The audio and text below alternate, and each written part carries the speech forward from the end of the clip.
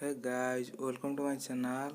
अगर आप चैनल को अब तक सब्सक्राइब नहीं किए हैं तो ऐसे न्यूज़ सबसे पहले देखने के लिए चैनल को लाइक, सब्सक्राइब और बेल आइकन को दबा दीजिए। यह न्यूज़ था ईपीएफओ की तरफ से।